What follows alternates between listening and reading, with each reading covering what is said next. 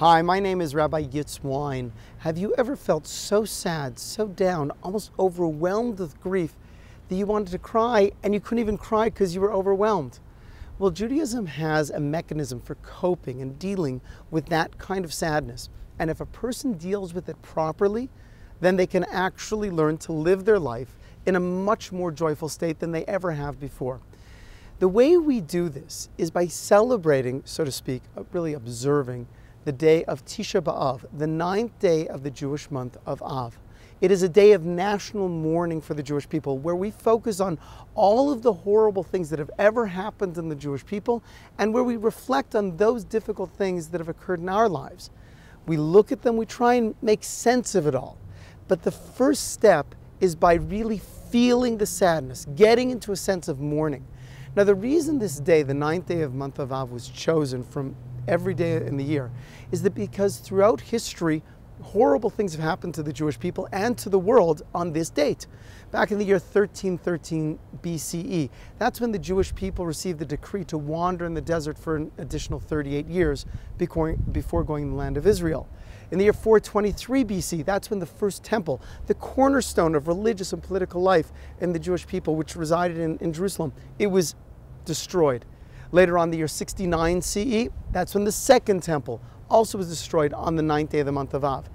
The Jews were expelled from England in the year 1290 CE on that date, the 9th day of the month of Av, and later on the Spanish Inquisition also began on the 9th day of the month of Av in the year 1492.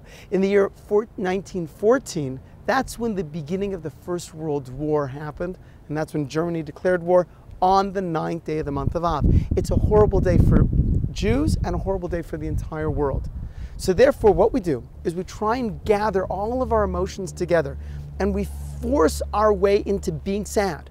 We force our way into dealing and feeling to the absolute depths of our emotions what it means to grieve and to mourn. And we do this by bringing in certain actions. We fast, we don't eat or drink for 25 hours, we don't have sexual relations, we don't wash, we don't anoint, we sit on the floor, we read the book of Lamentations, we don't even greet each other. And most importantly, we reflect on all of the difficulties of our lives and try and make sense of it. Being overwhelmed with emotion is kind of like having a cup of water and you pour the water in the cup and it just spills over. You can only absorb so much.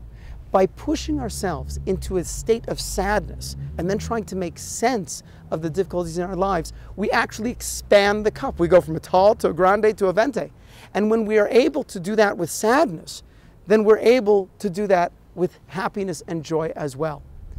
One of the reasons that we focus on why God brings all these troubles in our lives is because when the Jewish people don't get along with each other, that brings trouble into the world. In Hebrew, it's called sinas chinam, poorly translated as baseless hatred. But really what it is, the source of our troubles in this world is because we spend time focusing on what's bad about other people. We focus on what's negative on other people in a free way, in an indiscriminate way. The way to turn that around is to start focusing on the virtues of others in an indiscriminate way. Instead of stopping and focusing on what's bad about each other, we stop and we focus on what's good about each other without any preconditions.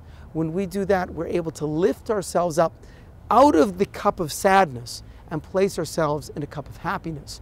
May this year be the last year that we need to invest ourselves in a feeling of sadness and depth of grief so that we can rise up to feel the full redemption of the Jewish people.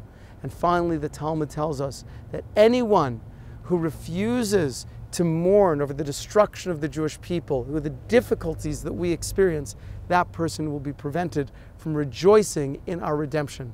Let's make sure that this is the last year of our mourning to lead us into a final state of joyful redemption.